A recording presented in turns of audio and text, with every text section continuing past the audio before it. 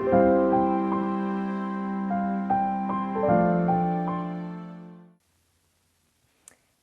mindful friends. Today we're going to be talking about the topic of my next class series, which is beginning on November 25th, and that is reconnecting with meaning and purpose.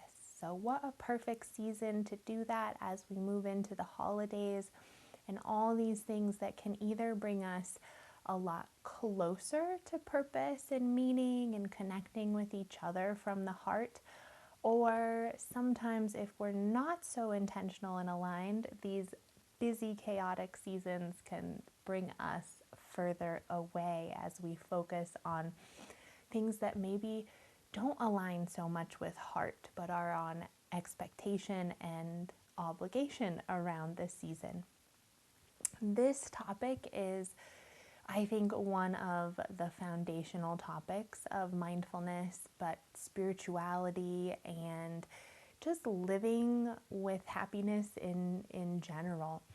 And Viktor Frankl studied this a lot after, surviving the death camps, the Nazi death camps. And he said that suffering can cease to be suffering if it is imbued with meaning. What a powerful statement that is, especially that in teachings of Buddhism and mindfulness is that we really lean into the fact that there is suffering in life, no matter what. So our goal is not to get rid of suffering, stop the things in our lives that generate it, the difficult, the challenging, the painful, the loss, that these things happen in life. It's a part of it.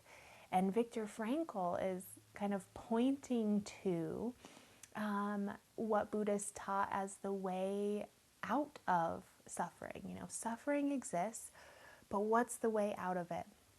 And again, the way out of it is not to have it cease existing, not to stop the challenges of life. It is to give it meaning, to give it purpose. That, the Noble Eightfold Path teaches us how to relate to suffering differently, how to use it to develop deeper understanding that leads to compassion.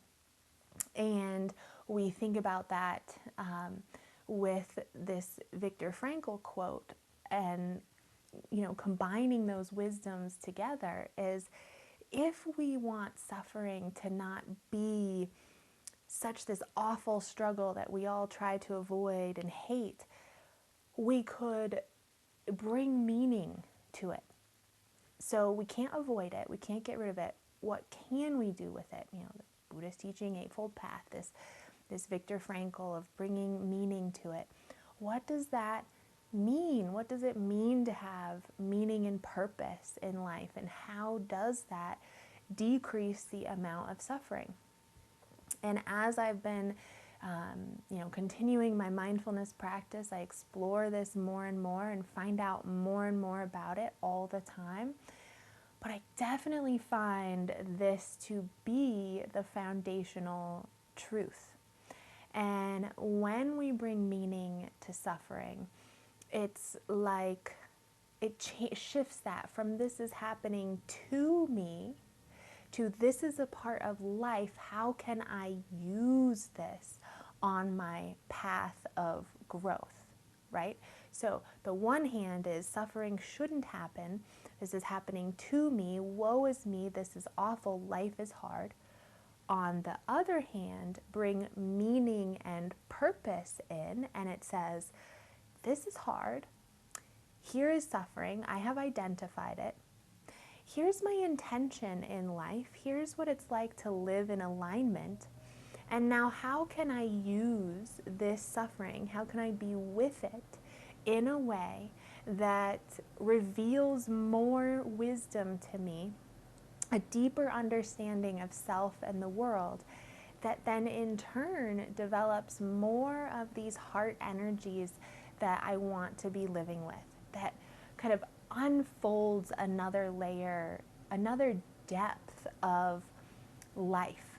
And when I find meaning in that, it's like, well, that develops more connection. It develops more humanity, develops more compassion, more love, certainly more acceptance of other people and what they're going through when we understand it more by what we have experienced.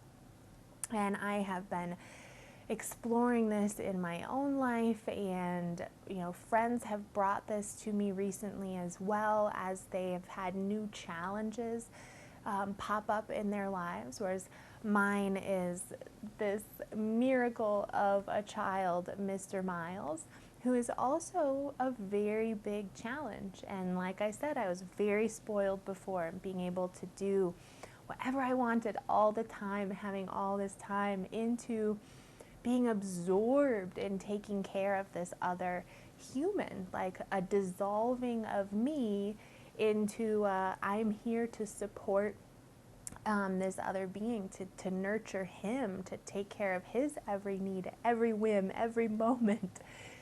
And I have friends going through this with aging parents. Like, they've had all this freedom, and now all of a sudden their kind of daily routine includes taking care of their parents, bringing them to doctor's appointments, answering their questions when they have them, dealing with stuff around their house. And we can look at that, we can focus on the suffering of it, and they have brought that up to me, like, this is hard, it's challenging, I've lost a lot of my freedom, it's not about me anymore. And we could dwell there and say, this is suffering, this just sucks. But when we flip that on its head, many of them, including me, come to this place of like, yeah, there's been some loss here. There's loss of that freedom, that independence, the life being all about me. And there's an incredible depth and meaning and purpose here. That it's a huge shift, it's a huge change in priority and where we're putting our energies. And yet when we lean in and we say, how can I find more meaning and purpose here? It gives a depth to life that many of us haven't experienced before.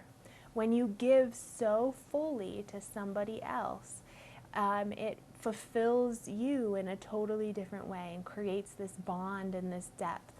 But not only that, but also I'm noticing in myself and in them, it develops this deep compassion and understanding for humanity in general.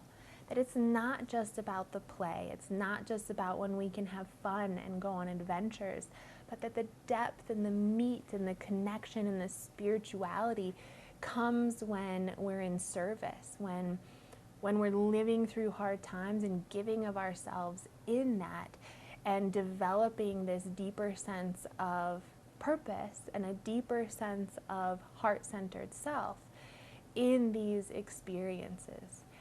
And it's this shift of mentality that says, yeah, sometimes it's difficult to skip that adventure or skip that bike ride to take my parent to the doctor. Or sometimes it's annoying when they call me 1 hour before and say, I had this appointment, I didn't remember, I don't know what I'm doing, you have to come help me, and you have to drop your plans and go help.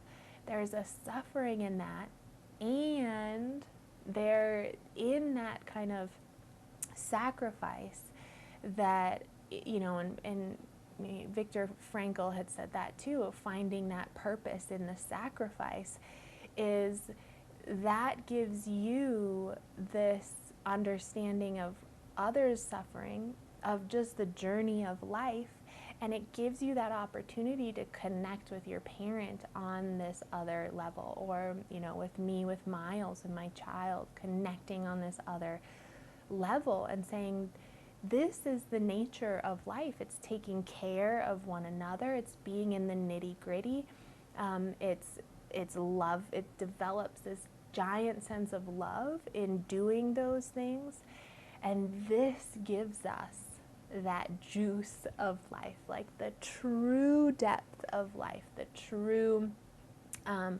meaning and purpose. And that when we feel that it gives us the motivation, the hope, the strength to then make it through these moments of difficulty in our lives, because we see how it develops this connection of humanity, this finding the mud with the lotus and enjoying the beautiful moments in this way, that we are nurturing life with how much we're giving to it, how much we're sacrificing for it.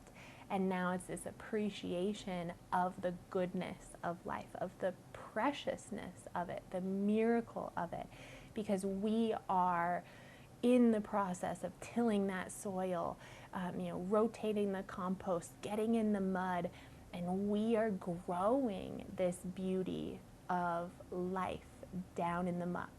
And that is a big part of finding that meaning and purpose. I really hope you guys can join for this class. It's going to be a lovely way to create these positive energies in this holiday season and in our lives in general. You can find more information on that on the website under group classes. And also, you can be looking forward to the release of my next book, Disentangled, Mindfully Freeing Ourselves from Emotional Abuse. So that happens on all levels. It could be from family, from bosses, from friends, from peers, from leaders of our country, all these places where that cycle of emotional abuse just continues in society, passes between us from generation to generation. How do we start breaking into that and creating new dynamics, new patterns, and healing ourselves in that, so that we kind of stop that cycle in all of us? All of us, right, have a bit of that habit energy. And yeah, don't forget to like, share, and subscribe, and I hope to see you all very soon.